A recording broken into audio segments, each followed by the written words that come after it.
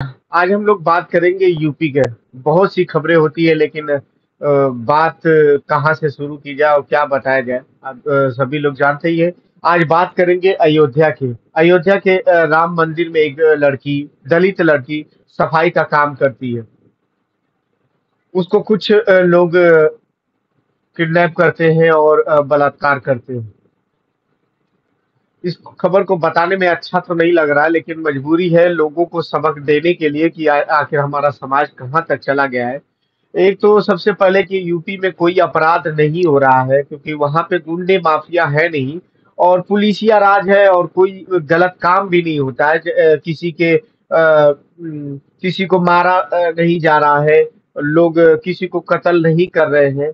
Institute में जाकर के किसी के इंस्टीट्यूट को बंद कराने की धमकी नहीं दी जा रही है।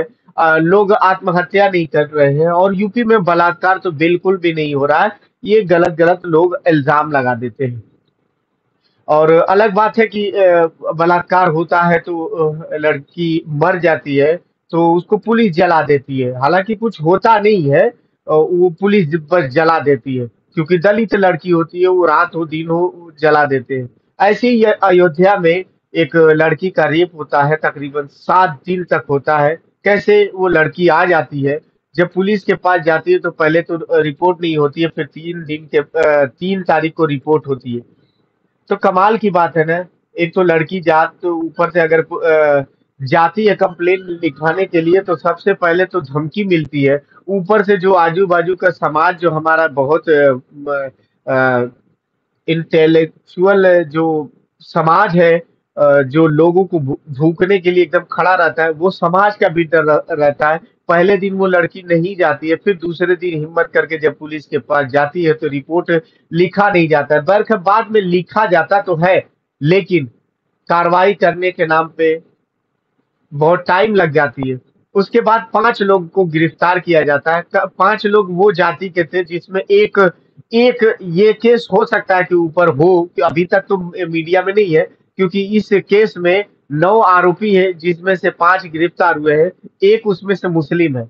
अगर मुस्लिम किसी उसमें मिल जाता है तो शायद कि केस को बहुत अच्छे से हैंडल करेगी पुलिस। ऐसा माना जा रहा है कि जब भी किसी स्टेट में या कहीं पे बीजेपी सरकार है जहाँ पे, वहाँ पे अगर कोई भी जुर्म में मुस्लिम है तो इंसाफ थोड़ी जल्दी मिल जाता है, ऐसा बताया जाता है। पता नहीं, आप लोग भी देख सकते हैं।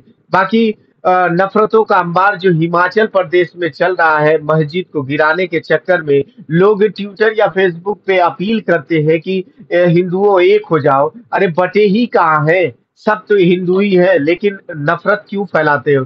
किसी के मज़हब के मस्जिद को तोड़ करके आप कौन से भगवान को खुश करने की कोशिश कर रहे हो?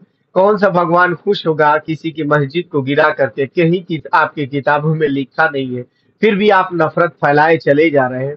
बहरकैफ आप समझदार हैं, इसीलिए कुछ लोग पढ़ने नहीं दे रहे हैं। अपने बच्चों को तो बाहर भेज दिए हैं ये नेताओं लोग और गरीब के बच्चे पढ़े ना, सिर्फ नफ़रत खाएँ, नफ़रत पिए, नफ़रत ओढ़े। देखिए मैं खबर बताऊँ कि उमर खालिद और जब दिल्ली में दंगा भड़का था उसके बाद उमर खालिद को गिरफ्तार कर दिया गया। आज 4 साल हो गया। कानून का दम भरा जाता है कि कानून अभी जिंदा है। बहुत से मामले में ऐसा होता है कि कानून जिंदा है लेकिन बड़ी टाइम दिया जाता है कि जमानत देने में।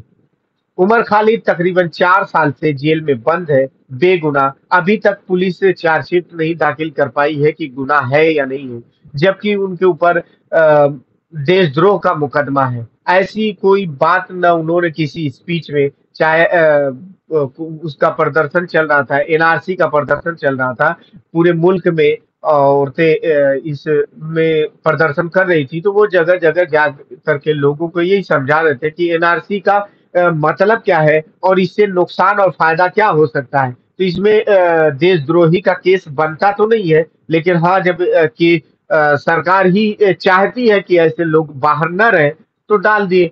लेकिन कमाल की बात है ना, हमारे जजेस साहब लोग पता नहीं किस एतबार से कैसे जमानत नहीं हो पाती है। ऐसे ही केजरीवाल को परसों 2 दिन पहले उनको जमानत मिल गई। हालाँकि अभी तक सीबीआई को भी बहुत जज साहब ने बहुत सुनाया कि आप लोग ज़बरदस्ती किसी को ऐसे बंद कर देते हो, जबकि लोअर कोर्ट उनको ज़मानत नहीं देती, फिर उनको आना पड़ता है सुप्रीम कोर्ट। सुप्रीम कोर्ट में ऑलरेडी केसेज़ इतने पड़े रहते हैं, तो फिर उस चक्कर में डिले हो जाता है। बेगुनाह और चार्जशीट दाखिल नहीं कर पाती है। एक मुद्दत होती है पुलिस को कि पुलिस एक मुद्दत में चार्जशीट दाखिल करे, लेकिन जब 4-4 3-3 साल या 6 महीना 1 साल हो जाता है, तो इसमें पुलिस पे भी सवाल होता है और इंसाफ देरी से मिलती है तो शायद जज लोग पे भी इल्ज़ाम आता है कि आखिर ये अदलिया करती क्या है? क्यों इतना टाइम लग जाती है? लेकिन किसी ने कहा कि अदलिया में टाइम लगती है तो क्या हुआ? इंसाफ तो मिलता है। अभी इंसाफ की अगर बात करें तो मध्य प्रदेश के एक सांसद के बेटे अपने बैट से एक गवर्नमेंट अधिकारी को मारते हैं। कमाल है ना? अगर किसी दूसरी पार्टी का होता, विपक्ष का वो नेता होता जो बल्ले से छक्का-चौका की तरह मार रहा था, वीडियो है वीडियो है मारने की भी, बाद में ये भी कहता है कि मैं मुझे पछतावा नहीं है, मैंने मारा है तो सही किया है, मैं सोच समझ के मारा हूँ। लेकिन फिर भी अदालत इस बात को खारिज कर देती है। अदालत फैसला सुनाई कि इन्होंने मारा ही नहीं है, कोई गवाह है ही नहीं, जो वीडियो बनी है वो गवाह नहीं है, कोई गवाही नहीं दिया, उस बिना पर जज साहब ने उनको बरी कर दिया। कमाल है ना? जब वीडियो मौजूद है इस बात का कि ये काम हुआ है, बैट से मारा गया है, लेकिन कमाल है कि कोई आदमी खड़े होकर के ये बयान नहीं दिया कि उस अधिकारी को मारा है। जबकि किसी सरकारी अधिकारी को मारने का मतलब है कि गवर्नमेंट को मारने का, उसकी सज़ा होती है, कुछ प्रावधान है, उसकी नियम है कि उनको मारने वाले को जल्द से जल्द पहले तो उसको जेल में डाला जाए, फिर उसके बाद जो केस हो उसके एतबार से उनके ऊपर फाइन और सज़ा मिलती है। लेकिन कमाल है ना, जब अपने ही नेता का बेटा हो, तो फिर कहाँ जज, कहाँ फैसले, कहाँ कानून, ये तो माना जाता है। और बंगाल की खबर लेते हैं कि ममता दीदी आज जा करके धरने पर डॉक्टरों से कहती हैं कि आप लोग जो कर रहे हो वो गलत है। मैं इस्तीफा देने के लिए तैयार हूँ। क्या मेरे इस्तीफा देने से न्याय मिल जाएगा? मैं भी चाहती हूँ कि न्याय मिले, लेकिन वो प्रक्रिया है। मैंने भी एक जो कानून संसद वहाँ के राज्यसभा में पास किया, वो कानून पास हुआ, उसके तहत कार्रवाई होगी। आप लोग अपने काम पे आ जाइए, क्योंकि तकरीबन 38 लोगों की मौत हो चुकी है, क्योंकि सारे डॉक्टर्स हड़ताल पे हैं। जबकि कल की बात है कि ममता बनर्जी चाहती थी कि डॉक्टर्स जो कमेटी है वो आए और बात करे, लेकिन कुछ वजहों से ऐसा बताया जा रहा है कि डॉक्टर चाहते थे कि वीडियोग्राफी हो, लेकिन नहीं हुई और उस चक्कर में डॉक्टर नहीं जाते हैं, जिसकी वजह से बात नहीं बनती। हालाँकि ममता बनर्जी फिर स्थल पे जा करके बात करने की कोशिश करती है, हालाँकि अभी तक नाकाम बताया जा रहा है। लेकिन कमाल है ना, स्टेट में ऐसे ही होना चाहिए कि डट करके कि अगर सीएम को भी पैदल आकर के बात करना चाहिए, लेकिन होता नहीं है। लेकिन सीएम अच्छा रहेगा तब ना, अगर यही मिसाल चाहे योगी की ले लिया जाए, चाहे हिमाचल प्रदेश की लिया जाए, चाहे उत्तराखंड की ले लिया जाए, जबकि एक रिपोर्ट के मुताबिक उत्तराखंड और हिमाचल में बताया जा रहा है कि इस वक़्त इंडिया में सबसे ज़्यादा अगर बलात्कार होते हैं तो इन 2 राज्यों में ज़्यादा होते हैं। जबकि उत्तर प्रदेश को काट करके उत्तराखंड बना और बताया जा रहा था कि कानून व्यवस्था बहुत अच्छा होगा, लेकिन ऐसा नहीं है, बहुत ज़्यादा बलात्कार हो रहा है। तो कुछ जो होशियार लोग हैं, वो इल्ज़ाम ये लगाते हैं कि बाहर के लोग आकर के यहाँ काम करते हैं, इस वजह से पुलिस क्या करेगी क्या? अच्छा, ये एक टॉपिक है, बाहर के लोग कहा जाता है। ये बाहर के लोग है कौन? कोई महाराष्ट्र से जाकर के काम नहीं कर रहा है, या किसी पंजाब, राजस्थान या केरला, कर्नाटक, तमिलनाडु कहीं इधर के नहीं, ज़्यादा से ज़्यादा कहाँ के हैं मालूम है? यूपी, बिहार, मध्य प्रदेश, बंगाल, इन 4 राज्यों के लोग जा जाकर के कहीं काम कर रहे हैं, तो अभी उत्तराखंड और उत्तराखंड में जाकर के काम कर रहे हैं, तो लोग इनको बता रहे हैं कि बाहर के लोग हैं। अरे सब इंडियन ही है, कहीं पे भी जाके काम कर सकते हैं।